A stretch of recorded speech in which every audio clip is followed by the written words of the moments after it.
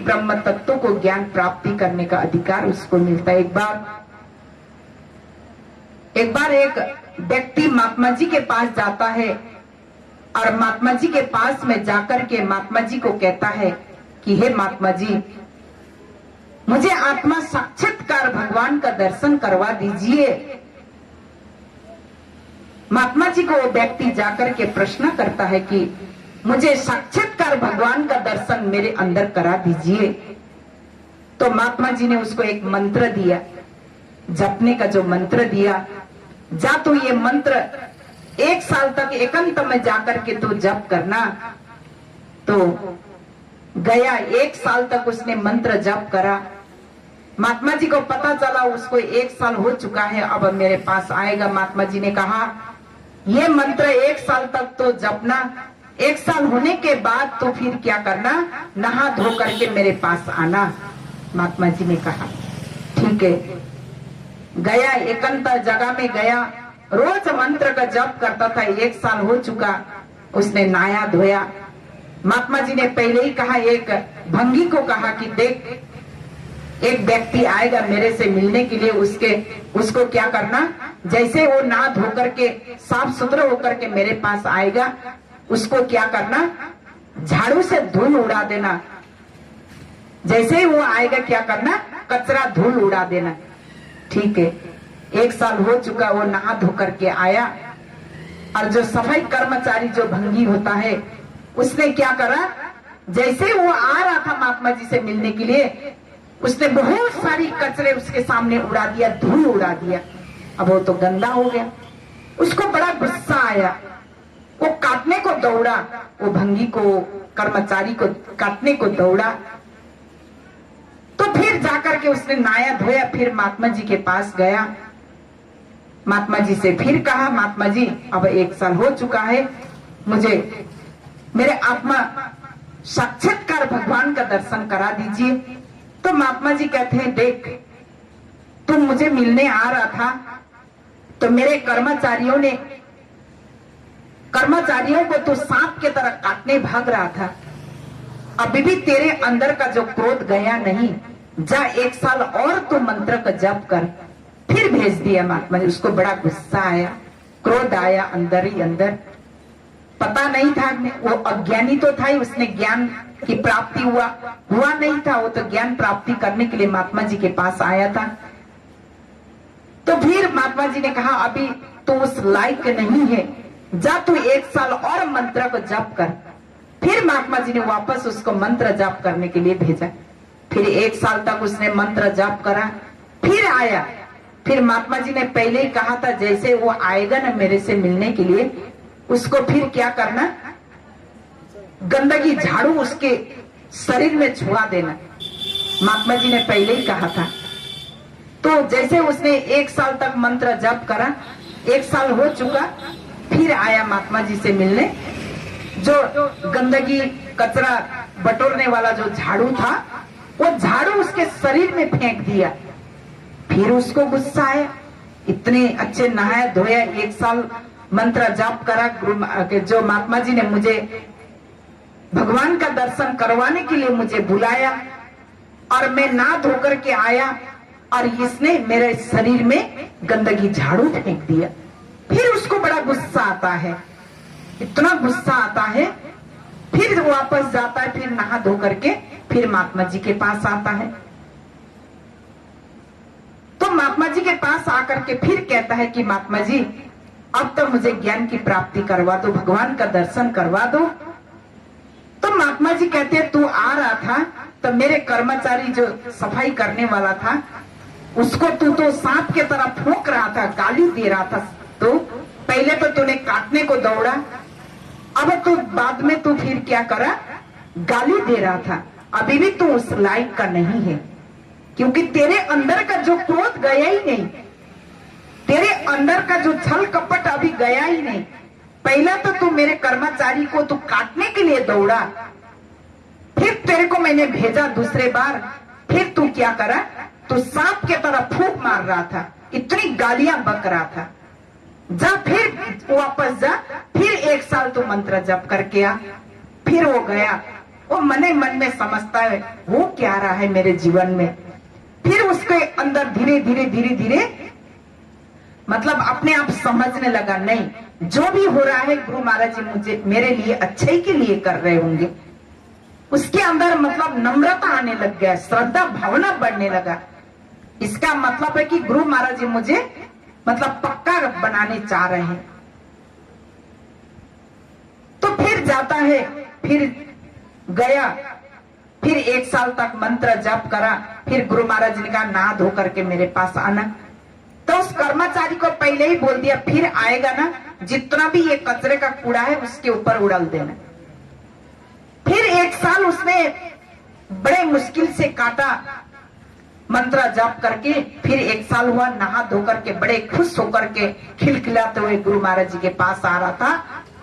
फिर वो कर्मचारी ने जितना भी कचरा था उसके ऊपर उड़ाल दिया। तब उसने कुछ भी गुस्सा नहीं करा। उसके अंदर ऐसा अनुभव हुआ, ये मेरे अंदर गुरु महाराज जी भक्ति मार्ग पर चलने के लिए मजबूत बना रहे हैं, ये और कुछ नहीं है। आज 1 बार नहीं, 2 बार नहीं, ये 3 बार हो गया। अब अभी मैं गुस्सा करूंगा, क्रोध करूंगा तो अब मुझे मिलने वाला नहीं है। तो उसके अंदर इतनी नम्रता आ गई, इतनी भावना, इतनी श्रद्धा उसके अंदर भगवान अपने गुरु महाराज जी के प्रति बढ़ा। तो वो कर्मचारियों से कहता है, देखो भैया तुमने जो भी करा मेरे लिए बहुत अच्छा करा। पहले तो वो काटने को दौड़ रहा था, दूसरे बार वो सांप के तरह फू मारा था, मतलब गालियां बक रहा था, तीसरी बार उसके अंदर इतनी नम्रता है, कर्मचारियों के ऊपर भी उसने इतनी दया भावना बढ़ाई। जो भी करा तुमने बहुत अच्छा करा, क्योंकि पहले बार मुझे गुरु महाराज जी इतनी मतलब मेरे अंदर क्रोध था, इतनी मेरे अंदर अभिमान था, अहंकार था। उस समय मुझे गुरु महाराज जी इस हालत में मुझे गुरु महाराज जी ज्ञान देते तो मैं उस गुरु महाराज जी के ज्ञान को कदर को नहीं जान पाता, क्योंकि मेरे अंदर वो छल कपट था, अभिमान था, क्रोध था। फिर दूसरे बार भी आया, वो क्रोध मैंने समझ नहीं पाया। अब तीसरे बार में मैं समझ गया कि आज तुम्हारे कारण से ही मेरा सारा अंदर का छल कपट अभिमान अहंकार मेरा खत्म हो गया है। तब जाकर के फिर वो जाकर के नहा धो करके गुरु महाराज जी के पास आता है। गुरु महाराज जी अति प्रसन्न हो जाते हैं, अति गदगद हो जाते हैं और उसको हृदय से लगाते हैं, गले से लगाते हैं, लगा करके उसको पीठ में हाथ थपथपाते हुए, सिर पे हाथ घुमाते हुए उसको आशीर्वाद प्रदान करते हैं। तो बहुत मजबूत बन गया, अब तो उस लायक बन गया, अब तो उस जगह में आने का काबिल बन गया। अब तुझे ज्ञान देने का तो खाली घड़ा, खाली पात्र बन गया। अब तेरे अंदर पूरा खाली पात्र बन गया, अब तेरे अंदर जगह बन गया, मेरा ज्ञान तेरे अंदर प्रवेश करेगा। सजनों, तब उसको गुरु महाराज जी ने ज्ञान दिया, उसने भजन सुमरन किया और भजन सुमरन करके उसने अपने अंदर वो साक्षात्कार अलौकिक ज्ञान की प्राप्ति करके उसने परम ब्रह्म शक्ति का दर्शन करके अपने जीवन को धन्य बनाया। देखिए, आज हम भगवान की भक्ति तो करते हैं, आज सभी कर रहे हैं, संसार में नास्तिक कोई नहीं है, नास्तिक कोई नहीं है, सभी भगवान की भक्ति करते, लेकिन भक्ति के पीछे कुछ न कुछ राज छुपा हुआ है। तो हमारे जीवन के अंदर कैसी शांति प्राप्ति होगी जब हमारे अंदर अभिमान अहंकार क्रोध घमंड खत्म नहीं होगा। तब हमारे जीवन में सद्गुरु कैसे मिलेंगे, तब हमारे जीवन में उस अलौकिक ज्ञान की प्राप्ति कैसे होगी। वो ज्ञान के बिना तो जीवन पार नहीं होगा। इसीलिए संतों ने कहा, कलियुग केवल नाम आधार, कलियुग केवल नाम आधार, सुमर सुमर नर उतर ही पार, नहीं कल करे मन भक्ति विवेको, नहीं कल करे मन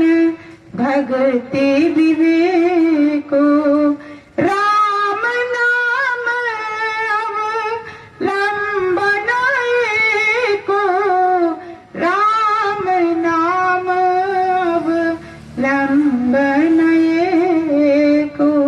क्या बताया? आज संसार में हम भक्ति करते हैं, भगवान को रिझाना चाहते हैं। कोई धन दौलत से रिझाना चाहता है, कोई अनेक प्रकार के भगवान को लालच दिखाता है कि प्रभु मेरा ये काम हो जाएगा तो मैं जरूर आपको, मतलब मन्नत रखता है भगवान को, धन का मन्नत रखता है, कोई सोने चांदी का मन्नत रखता है, कोई भगवान के लिए मैं इतने लड्डू चढ़ा दूंगा, आप मेरी तमन्ना पूरा कर दे प्रभु। भगवान से बहुत तमन्ना करते हैं, मतलब मांगते हैं।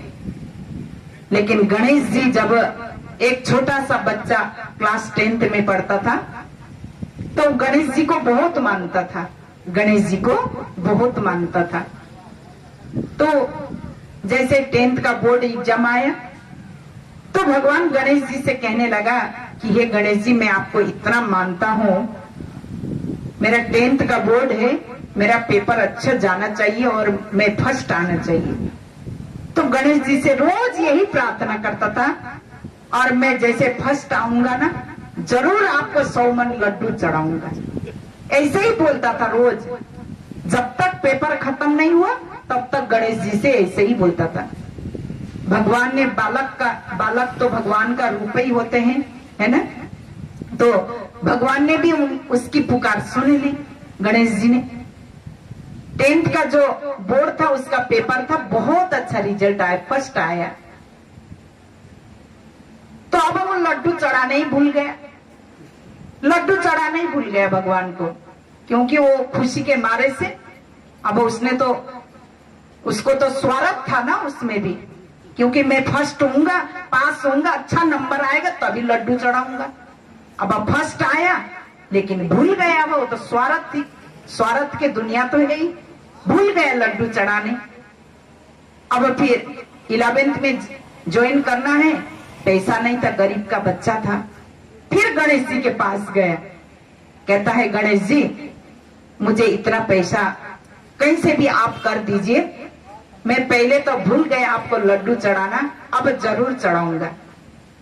तो गणेश जी वहीं से प्रकट होकर के कहते, बेटा मुझे इतनी लालच में मत फंसा, तुझे इतना मेरे पास इतना पैसा होता तुझे देने के लिए तो मैं इतना बड़ा नाक लेकर के क्यों घूमता, मैं ऑपरेशन नहीं करता। बताइए, दुनिया स्वार्थ की तो भक्ति करते हैं, भगवान को लालच में दिखा देते, भगवान को भी लालच में फंसा देते हैं। लेकिन भगवान तो कहते कि मैं तो न धन दौलत का भूखा हूं, न मैं रूप रंग का भूखा हूं, न मैं कोई पढ़ा लिखा, मुझे कुछ भी नहीं चाहिए, जात पात कुछ नहीं चाहिए, मैं तो भक्ति का नाता है मेरे से, जो मेरा हमेशा भजन करता है, जो दिल से मेरा नाम गाता रहेगा मुझको भी याद आता रहेगा, जो दिल से मेरा नाम पुकारता है, हमेशा मेरा नाम का स्मरण करता है, हमेशा मेरा नाम का ध्यान करता है, मेरा नाम को अपने जीवन में आधार बना के रखता है, मैं उसी को ही रक्षा करता हूँ। जो दिल से मेरा नाम गाता रहेगा मुझको भी याद आता रहेगा, मैं भी उसको याद करता हूँ, पल पल क्षण क्षण कदम कदम में उसको ध्यान रखता हूँ। लेकिन दुनिया कैसी भक्ति करती है, जब भगवान ने उनकी पुकार सुन लिया तो भगवान बहुत अच्छे हैं, यदि नहीं सुना तो भगवान अच्छे नहीं है, बदल दो भाई दूसरा भगवान। ऐसी दुनिया है, ऐसे भक्ति से कभी भगवान मिलेंगे बताइए? कभी नहीं मिलने वाले हैं। आज कलयुग में तो देखो संतों ने क्या बताया, कलयुग में एक नाम ही जीवन का आधार बताया। ये भवसागर से पार उतारने के लिए एक ही वो परम पिता परमात्मा का ज्ञान है जीवन के अंदर आधार बताया। लेकिन आज दुनिया क्या करती है, ये कर्म कांड, पूजा पाठ, तीर्थ व्रत, यज्ञ हवन, जब तब उपास से भवसागर से पार कभी नहीं हो सकता है। ये कर्म कांड से कभी भवसागर की नैया पार नहीं होगी। हे मानव, कलयुग में एक ही उस परम पिता परमात्मा का नाम ही हमारे जीवन का एक आधार है, वही हमको भवसागर से पार उतार देगी। तो यदि हमने उसको नहीं जाना, उस नाम को, उस शक्ति को जीवन में आकर के, संसार में आकर के हमने उसको नहीं पहचाना, तो ये जीवन भी हमारा संसार में आने का कोई सार्थक नहीं होगा। इसलिए आइए सज्जनों, 2 दिन के लिए भगवान ने ये सुंदर दुर्लभ शरीर दिया है। ये शरीर रहते हुए हम अपने आप को पहचानने की क्षमता रखें, अपने आप को बदलने की क्षमता रखें, अपने जीवन को बदल करके परम पिता परमात्मा की भक्ति करने की जो जीवन में क्षमता रखें, तभी ये संसार में आना और ये सुंदर दुर्लभ शरीर पाना सार्थक और सफल होगा। नहीं तो जिंदगी खाया पिया मौज मस्ती किया, यूं ही संसार से चले जाएंगे। भगवान ने ये सुंदर जिंदगी देने का कोई मतलब नहीं रहेगा।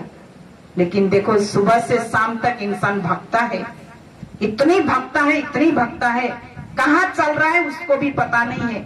शाम हो जाता है, वापस घर पे मुड़ के अपने लौट के घर पे आता है, तब पता चलता है कि मैं कहाँ आ गया। इतने इंसान भाग रहा है, इतनी भाग रहा है।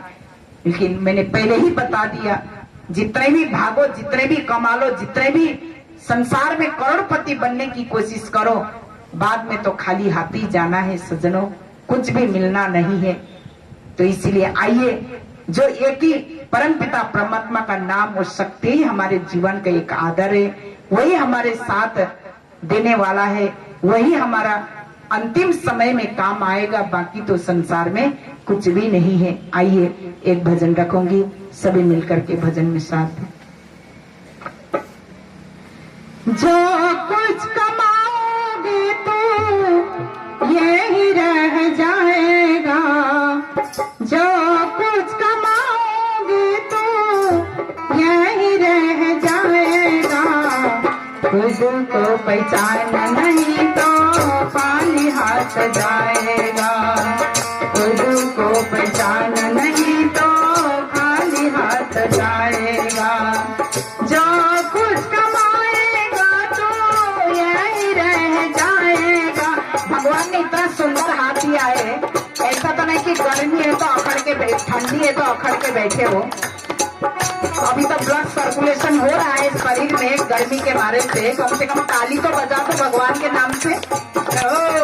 इतने सुंदर हाथ भगवान ने दिया है, इसी हाथ से भगवान के नाम से ताली नहीं बजाओगे, अगले जन्म में ये हाथ मिलना बड़ा मुश्किल है। इसलिए दोनों हाथ से ताली बजाओ। जो कुछ कमाओगे तो यही रह जाएगा, जो कुछ कमाओगे तो यही रह जाएगा। खुद को पहचान नहीं तो खाली हाथ जाएगा, खुद को पहचान नहीं तो खाली हाथ जाएगा, खुद को पहचान नहीं तो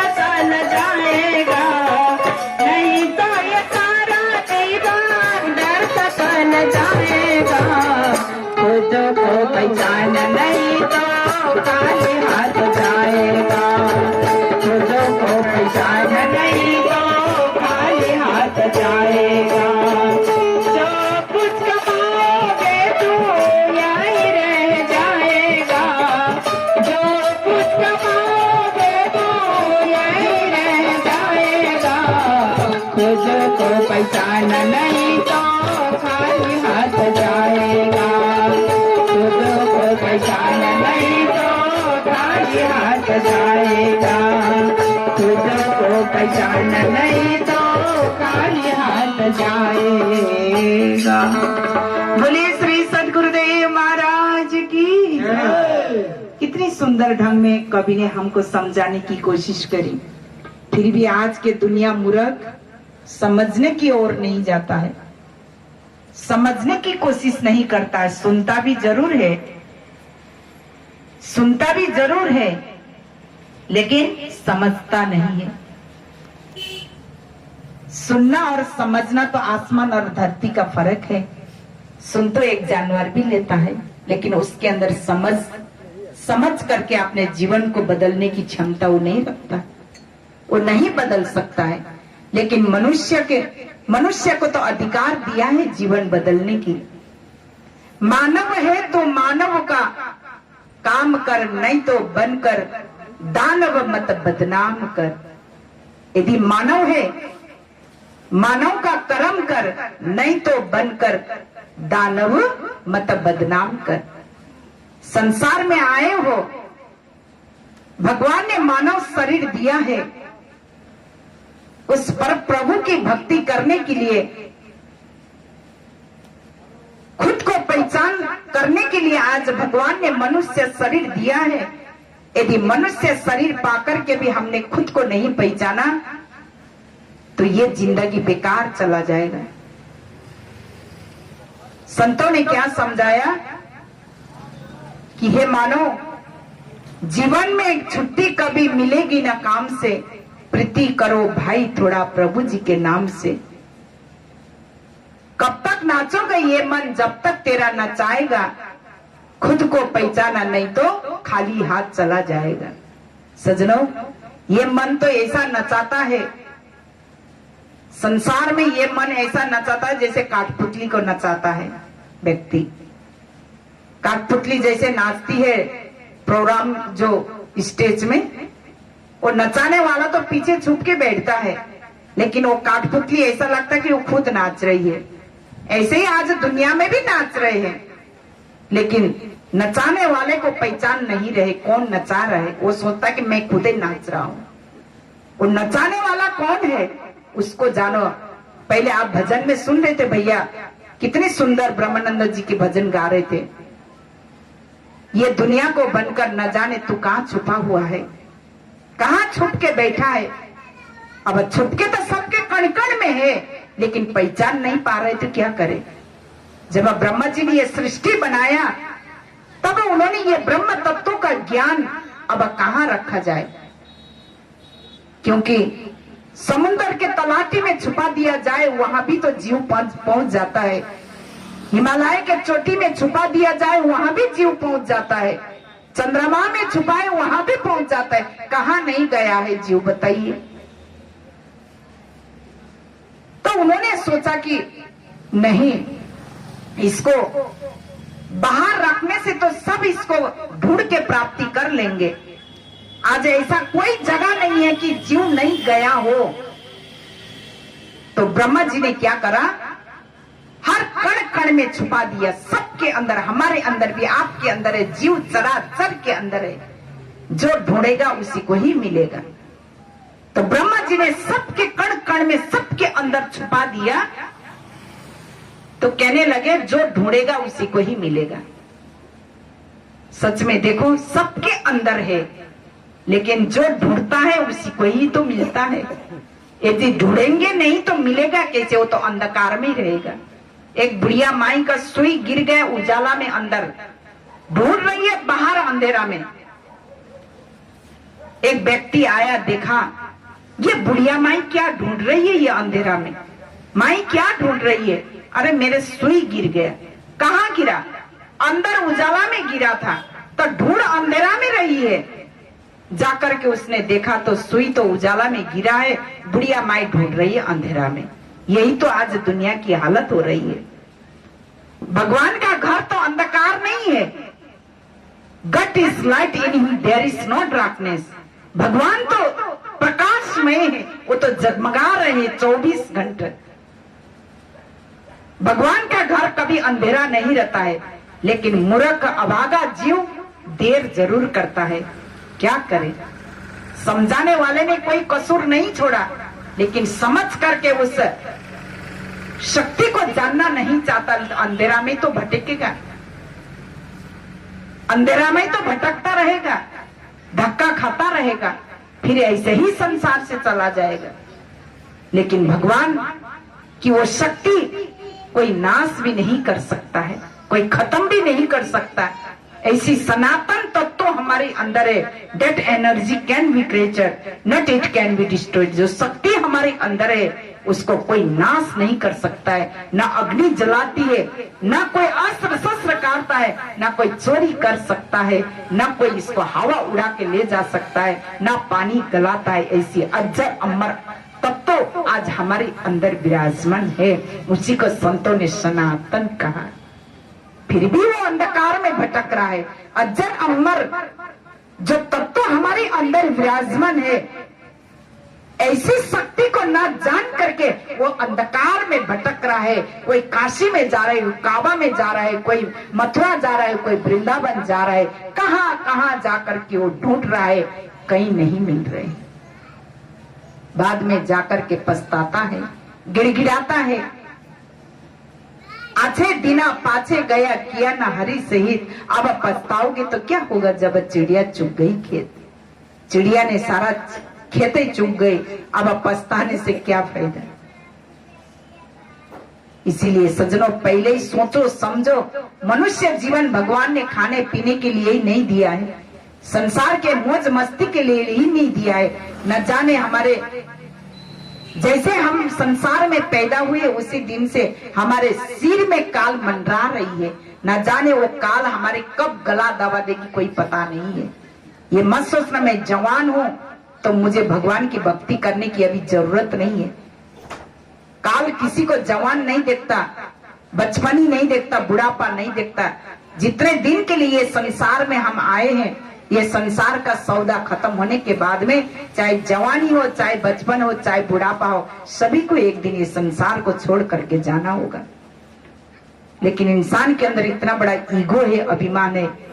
संत कहते मत कर तो अभिमान रे बंदे, मत कर तो अभिमान, झूठ तेरी शान रे, मत कर तो अभिमान। तेरे जैसे तो यहाँ लाखों आए, लाखों ने इस माटी को खाए, रहे न नाम निशान रे बंदे, मत कर तो अभिमान। सजनों, किस चीज की अभिमान करना है। आज राजा जैसे सिकंदर भी इस दुनिया में आया, क्या लेकर के गया बताइए। ऊंट में चाबी का गुच्छा लाद करके सीना तान के चलता था। दुनिया को लूट पीट करके उसने मार करके दुनिया की खजाना उसने लूटा हुआ था, पैसा धन दौलत को लामा लश्कर लगाया था। मरते समय वो भी दोनों हाथ कफन से निकाल करके गए। तो हम क्या लेकर के जाएंगे। हमारे पास इतनी खजाना कहाँ है बताइए, कहाँ है बताइए। फिर भी हमारे अंदर इतना ईगो है, अभिमान है। जैसे एक कुत्ता बैलगाड़ी के नीचे चलता है, सीना तान के चलता है, वो सोचता है मैं खींच रहा हूं ये बैलगाड़ी को। उसके अंदर ऐसी ईगो रहती है। खींच कौन रहा है, बेचारे मरे मरे वो बैल खींच रहा है, और उसके अंदर इतनी बड़ी ईगो है, अभिमान है, मैं खींच रहा हूं। सीना तान के चलता है बैलगाड़ी के नीचे। ऐसे ही आज दुनिया को भी हाल है। सोचता है मैं सब कुछ करने वाला हूं, मेरे बिना तो कुछ होता ही नहीं है। मैं करते करते इंसान यूं ही चला जाता है। बकरा ने मैं करा तुरंत काटा शीश, मैना ने मैना का तो मोल हुआ 10-20। बताइए, बकरा कभी हमेशा मैं ही करता रहता है, और गर्दन में तलवार आता तभी भी मैं करना नहीं छोड़ता। और मैना तोता वो कभी मैं ना बोलता, उसका मोल बढ़ते ही जाता है। ऐसे ही इंसान की भी हाल है, हमेशा मैं करता रहता है। भगवान कितने भी दे, कभी उसकी इच्छा पूरी नहीं होती। मैंने ही करा, मैंने ही कमाया, मैं ही परिवार को पाल रहा हूं, मैं ही सब कुछ कर रहा हूं। अंतिम समय में मैं करते करते 2.5 गज के कफन में लपट के चला जाता है, कुछ भी हाथ में नहीं मिलता। इसलिए आइए थोड़ा जरा समझे, विचार करें। भगवान ने कितनी सुंदर देवदुर्लभ शरीर दिया है, ये शरीर बार बार नहीं मिलेगा। इसलिए संत श्रीमणि तुलसीदास महाराज ने इसी संसार के बारे में, इसी माया मोह के बारे में इतनी सुंदर ढंग में चौपाई में समझाया।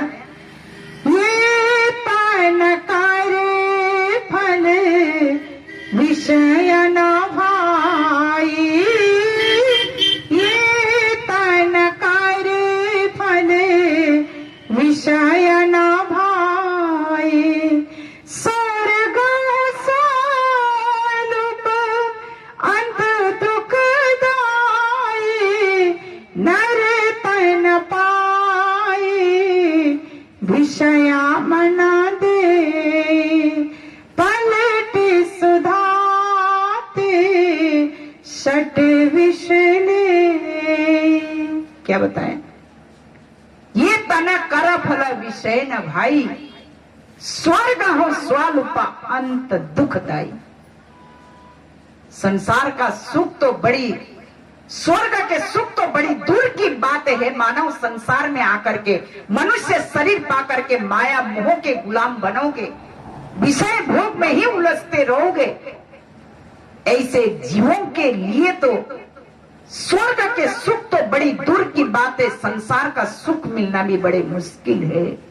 और ऐसे जीवों के लिए मैंने मनुष्य शरीर दिया है। भगवान श्री राम जी स्वयं अयोध्या वासी को समझा रहे, मैंने मनुष्य शरीर तुमको दिया है, नर तन पाई विषय मन देही, पलटे सुधाते सट विष ले।